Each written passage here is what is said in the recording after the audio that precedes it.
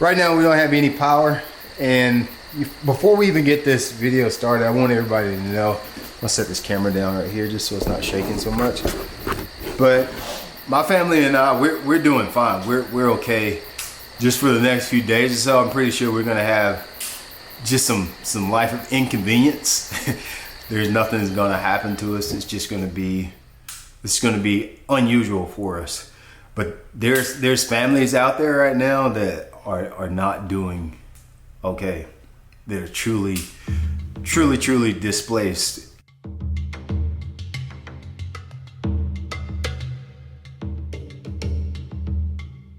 We're gonna need some gas, probably some extension cords. I have a generator in here somewhere too, but we're actually gonna pack up.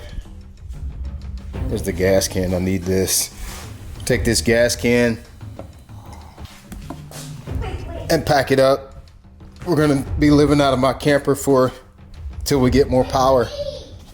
Okay. Can you see where to get on? Be careful, please. All right, go.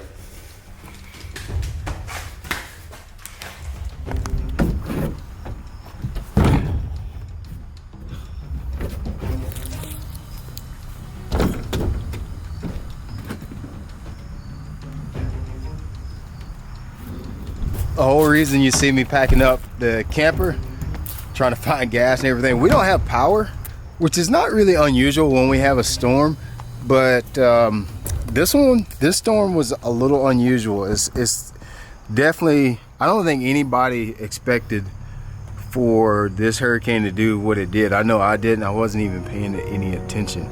This was totally unexpected. We usually think of this area of the country as being protected from any kind of serious natural disaster like this. This is the hard part for me right now. You can see I'm out of gas. 0. Biggest thing we got is stuff like this. Sometimes it blocks roads. Let me go ahead and get by. There's a car trying to get by right here. But a lot of roads are blocked, which is causing most of the problem for us. Red lights aren't working because there's no power. It's a ghost town. It's been extremely dry for the last, I want to say 8 weeks. And we got, I think the totals, I don't have much internet. I don't have any internet actually.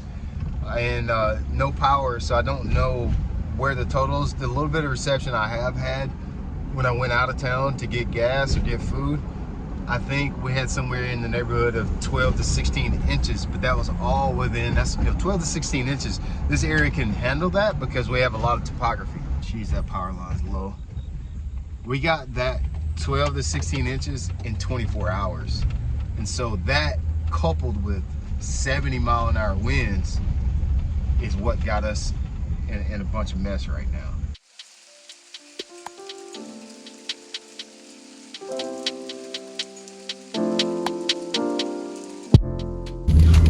This is a main road I'm on right now.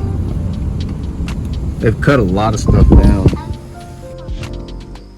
But no cell phones, no internet, no TV, no electricity. I figured this was probably going to be the perfect opportunity for us to spend more time together. And more importantly, I felt like I was going to have my kids' full attention. I think most parents probably know what I mean by that. I had a question for my linemen, people that work for energy companies. We've been out of power now for, I think it's 5 days, 4 or 5 days now. And this, I can't help but think about this. I don't know how y'all do it so fast. I've seen certain pockets in my community be restored with power, but keep in mind, I've worked a blue collar life all my life. So I'm thinking about when I was running my landscaping company, we would have ice storms come through. We would have these wind storms, fall time when the leaves fall. And in my company, it would be sometimes 3 to 5 of us, plus myself working. And it would take us a day and a half just to clean up leaves. And I'm looking at what I see going on out here, and I have no idea how you restore millions of people with power. All the limbs. Like, I have no idea how you start. So my question is to people that work for energy companies, the linemen out there, how do y'all, where do you start with something like this? When you go to a natural disaster like a hurricane, a tornado, any of this natural weather phenomena, how do y'all do it? How do you know where to start? How do y'all accomplish? To me, it's amazing the things that you accomplish in such a short time. Because when I was looking at this, I don't know, I was thinking this, we could be in this like for the foreseeable future. I mean, I'm thinking like, man, we could be in this for 2 or 3 weeks, and I'm already starting to see pockets of power restored within days. I have making this, I'm actually happy about this. It may seem, I know a lot's going on. I don't want to disrespect a lot of people that have like 40 people have died so far. Some people are truly displaced from their homes, but honestly, for us, it hasn't been too bad other than just not having power and internet. So I tell you, we've been staying in the camper, and today I worked on our little moto track, and we're gonna play some games with the kids. Brev, hopefully Brooks will play the game too. Some little racing games with some rewards. What are the rewards? I will tell you later on.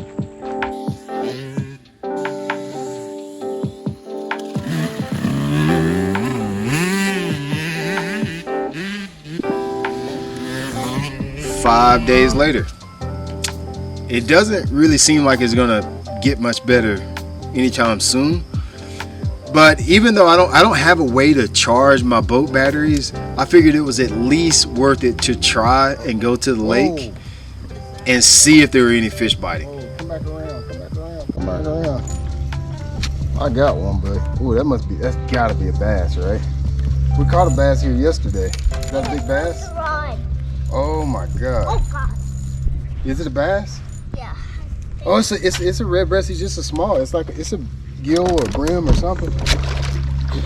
The funny thing is he's bigger, but he's not any bigger than anything else. Oh, that is a pretty good one though. That's a big one. That's a big one. They look small in the water.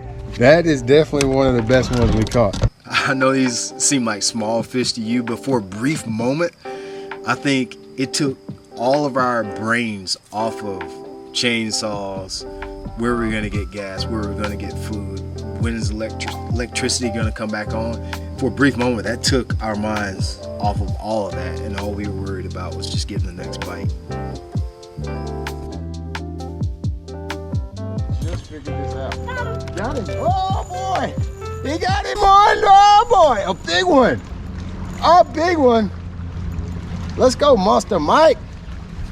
Let's go, Monster! What's his tail like? That's a different one. That one is... That's a bluegill, but he just got different colors. Thank you.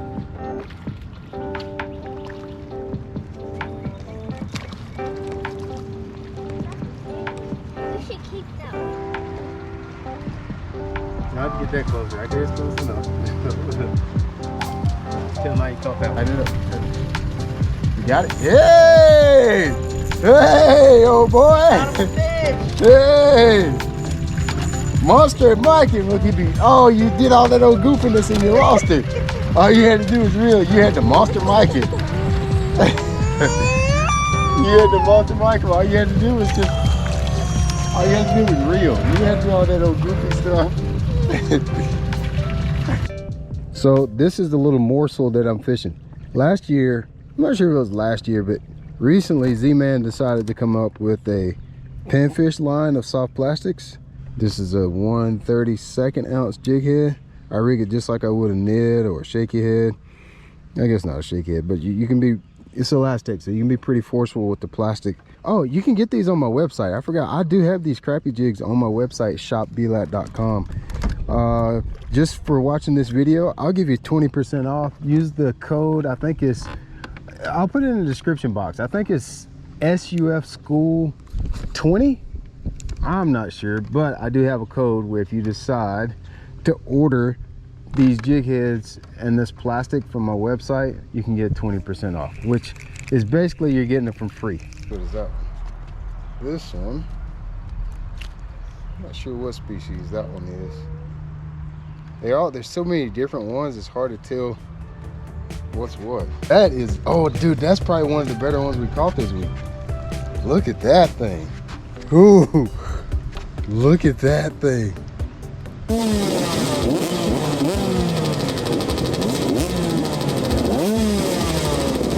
We had to leave town for a little while. It was starting to get, as much fun as we were having. Just being in one place all the time was I think it was starting to take the effect on the kids and everybody else. So we decided to come down here. We're doing a race here in the low country of South Carolina. I'm in Manning, South Carolina at the H5 MX compound. We haven't did any gate drops in a while, so today we're gonna race.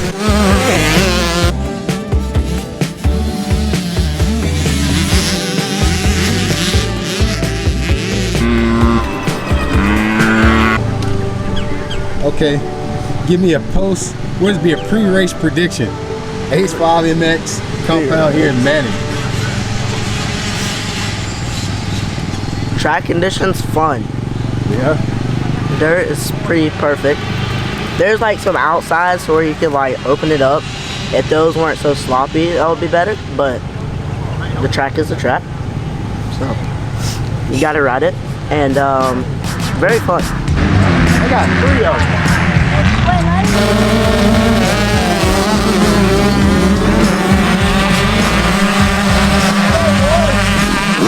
What? Well, Lucky's gonna win. I hope so. He's running good. I've been working hard lately.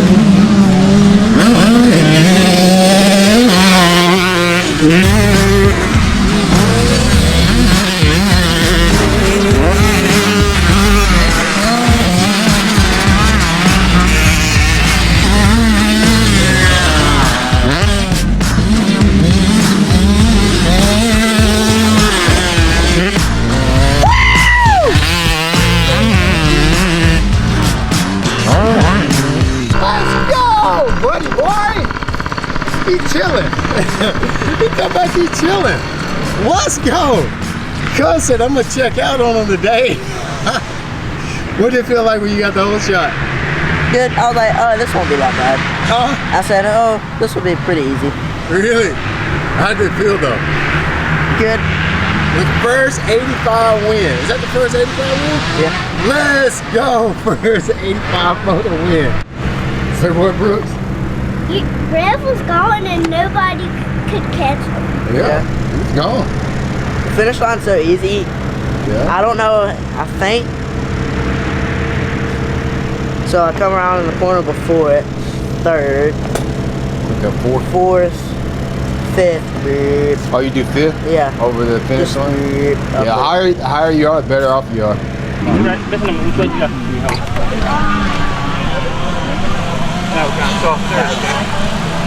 Where you want me to go watch it? I don't know. What do you know? I asked you what you ate for breakfast, you didn't know? I ate grits and sausage. You ate grits and sausage. Yeah. High quality protein diet. I asked you why you chose 18. Because I love jet line. Oh, you did tell me because you like jet line. Go out. Yeah, man. I miss mine too. Can I ride your bike? Yeah. So you feel like you're gonna win?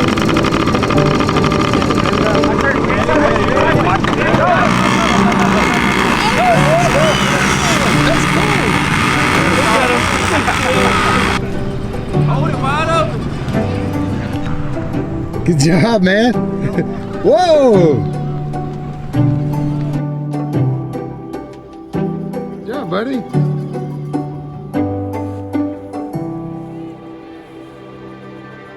Don't look back. He's coming to get him.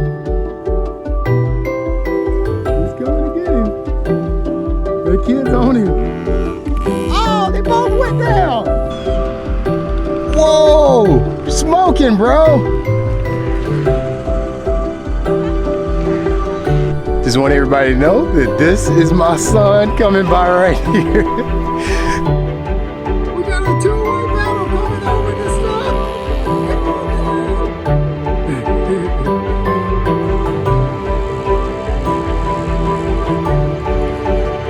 Bucks, good job, buddy.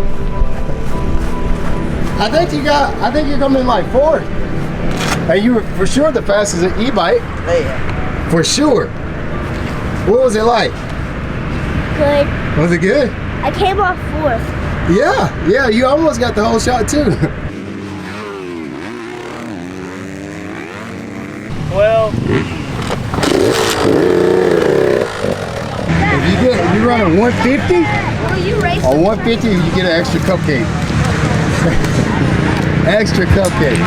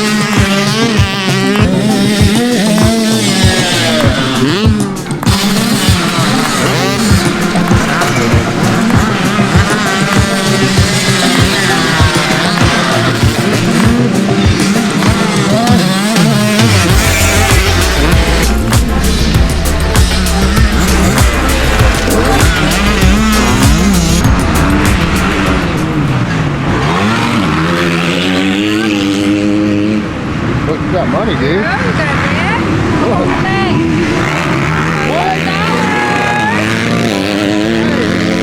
More money than me this year. Good job. Very nice.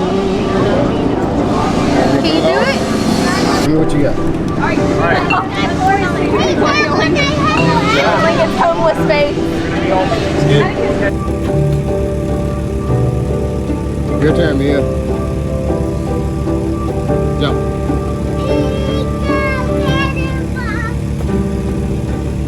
8 straight days of living in our camper, which we've done that before, but it's something different about when you have to live in the camper. But after living in it 8 days in a row, I could tell that they were kind of starting to want to go back home. They were starting to get a little bit of homesick. We finally saw something that gave us some hope that things would go back to normal. It's a power truck. You see that? Come back. Help is on the way. Yes. Look at him. Help is on the way. Man, that is a pleasurable sight to see. That's so cool to see.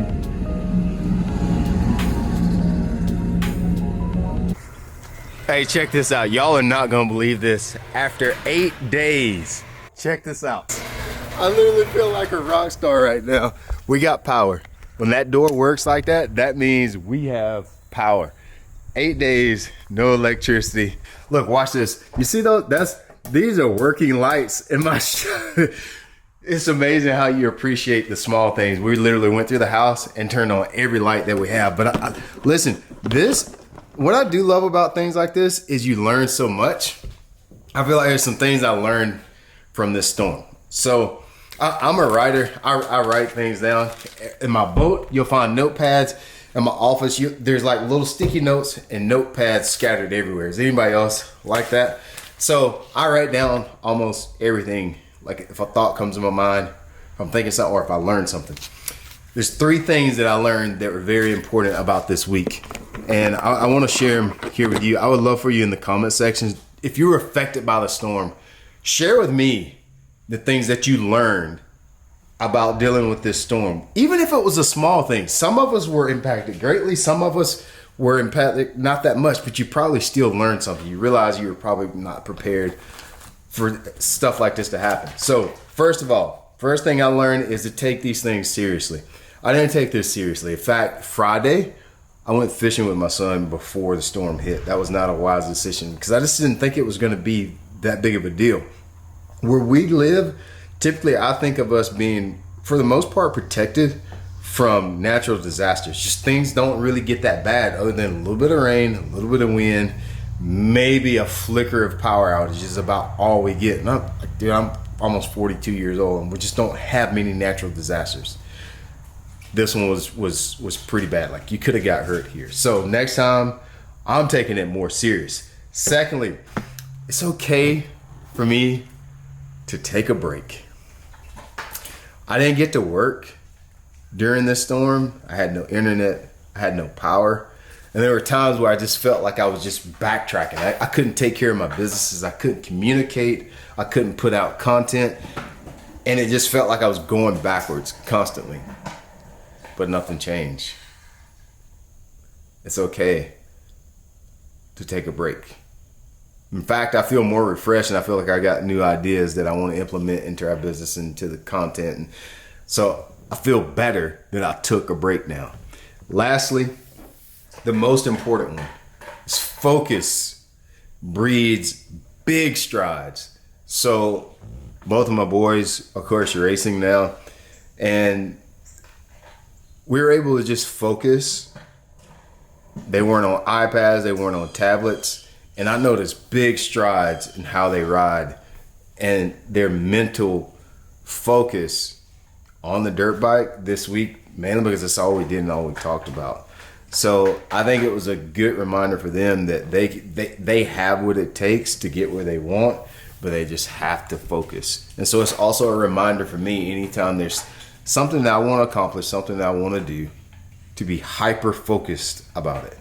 Move things out of the way and just focus on that. Let me know what you learned. How's the storm for you?